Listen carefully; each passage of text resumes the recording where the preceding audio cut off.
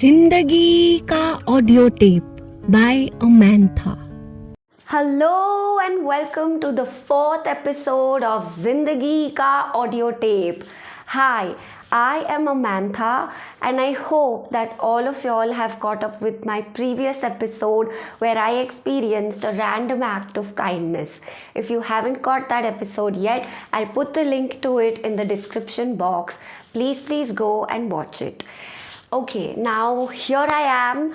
I am back with a brand new story for this week. Someone recently said to me that we as a generation need to experience the joy of missing out, which is JOMO, more than the fear of missing out, which is FOMO. And I could not agree more. I have a story that fits JOMO perfectly, so I'm here to share it with all of you. So this was in the year 2018 when I was traveling to Los Angeles for my certificate program. It was only the second time that I was flying overseas, out of country. Okay, it was only my second time, so I was quite a noob at that. And it was this 16-hour flight journey that I was taking, and I had a lot of luggage. Okay, I had a ton of stuff that I was carrying. Even though I had like student weight limits and all, I had still exceeded the amount of stuff I could carry. I had to pull out things from my suitcase at the Mumbai airport. I had to wear some of the things. So ultimately, when I went in for immigration, I actually looked like a rapper in an oversized hoodie and a sideways cap and a scarf around my neck. I looked like I would start rapping at the airport right away. So that was me taking my 16-hour flight to Los Angeles. The flight journey was okay. I had a halt at Doha and it all happened. I landed in LA. Okay. Now I land and I was tired. I was like, I want to rest, etc. But the minute I stepped out and I took the escalator down, there was a hall full of people standing in line. And I was like, what the hell is this supposed to be? And then I realized, oh, it is immigration to now get into this country. So I was like, okay, ठीक है. So forget tiredness, forget rest, put focus face on and get into the line. So yeah, that was me. I put on my focus face and I got into the line. Now the line was like this huge lazy anaconda that was barely moving. And to top that, there was this guy who was ahead of me. He was like super tall and I think he was French. He was wearing like this white shirt, blue jeans, nice shoes and all. But that was the end of niceness. He was lugging around this huge ass suitcase, and I mean, how hard is it to like be a little careful with it, right? But no, he was lugging it around so clumsily that multiple times in the bits that the line moved, he had banged my ankles with the wheel of his suitcase. And I was like, what the hell? I kept quiet for about 2 to 3 times and then I requested him that, hey, can you like just be a little mindful of your suitcase? He actually got angry at me and I was like, what the hell? It was, I don't do anything. And I was like, it's okay. Just try to be careful. And I left it at that. That was one crazy thing that happened. Then, the line was like taking forever. I stood in that line for 2 hours.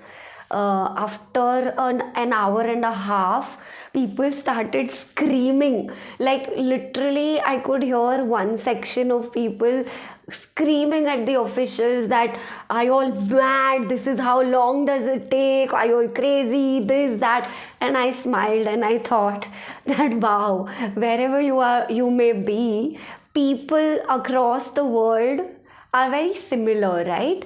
We have such a common tendency that, oh, if we've been waiting too long in the line, everyone is frustrated, tired, annoyed, and after a point everyone starts screaming. That's so common, right? I was very amused by that. And then after half an hour of all that fiasco got sorted, I was closer to the counter. I was like 2 rows away from the counter. Okay. So at this point, I realized that, and there were a bunch of students ahead of me. Okay. So I realized that all of them have their I-20 original document in their hands.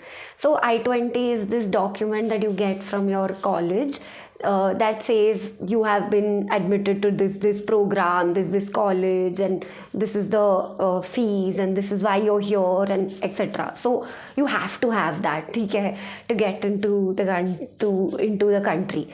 So yeah, so I saw that all the students had that ready in their hand, and I could see that they had their originals with them.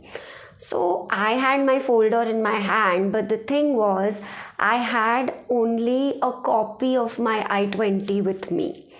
So I was a little freaked out.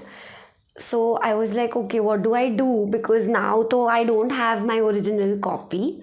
According to me, my original copy of the I-20 was in my suitcase in the check-in luggage. So I was like, okay, I have it, but right now I don't have it. Okay. So what I did was, I was like, okay, I started praying in the line that, oh God, please, please, please help me. These guys should allow me into the country. Please make it easy, because the copy is what I have right now with me. So I prayed, okay, and then I was freaked out. I was worried ki what if, basis this, they tell me that you can't enter or something like that. What do I do in that case? So I just told myself, you know what, I have the copy, I have my passport and everything. What I'll do is I'll just tell them the truth and be honest about it, that my real original document is in my check-in luggage. So let's see what happens. That's what I thought. So then finally, a few minutes later, my turn arrived, and there was the immigration official in front of me. She asked for my passport, then she asked for my documents. I presented my documents. Then she saw the I-20, and immediately, like a reflex, she was like, this is not the original, this is a copy, where is your original? And I, with utmost sincerity, I just told her that, ma'am, actually I have the copy with me right now, and the original is in my check-in luggage. If you let me and if you allow me, I'll get my check-in luggage and bring the document back to you if you need to see it. But right now, this is what I have.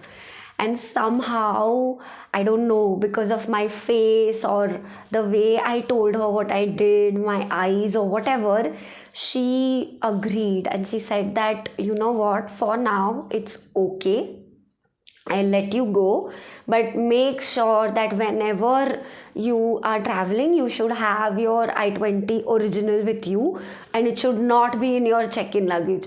And I was like, yeah, I nodded like the most obedient child. I was like, yes. At the next time I will have it.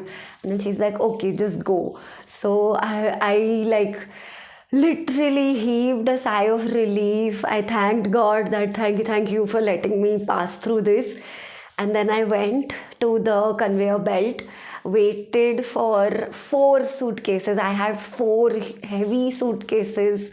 I waited for them. I pulled a trolley. I picked it all up and placed it on the trolley. And then finally, after 2 hours after landing, I finally got a moment where I could just relax. I parked the trolley at a corner, and I stood beside it. I pulled my phone outside and I put the Wi-Fi on, and suddenly I saw I had like a ton of notifications.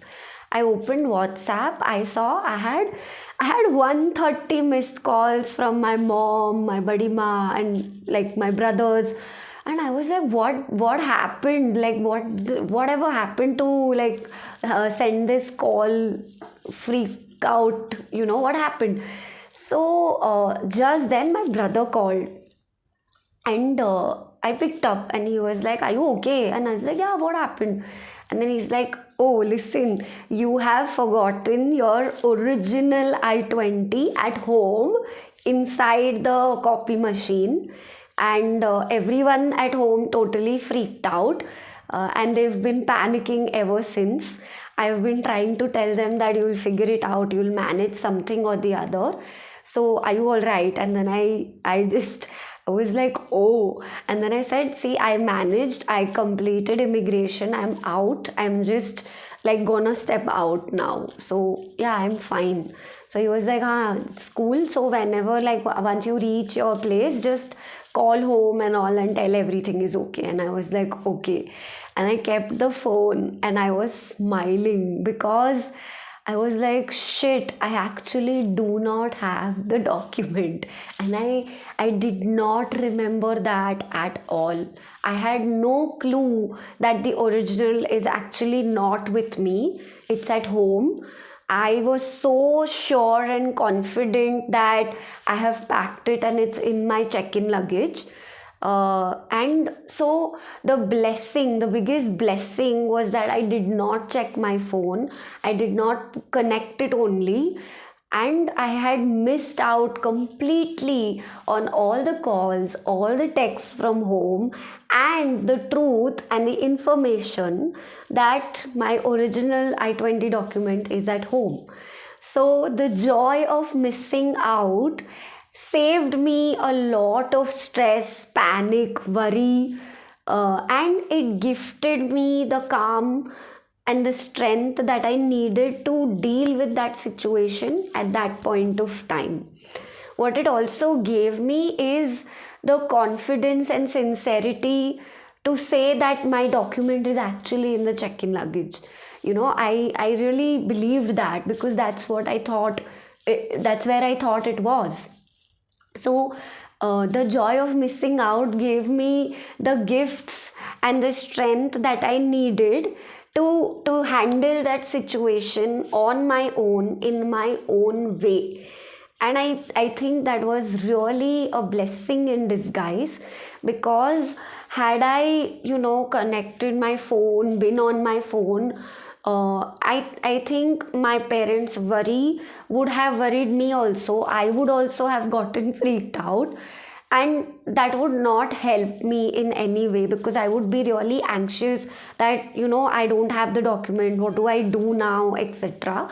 So instead of that, I just didn't know only, and that was the beauty of the joy of missing out. And I think that worked out perfectly.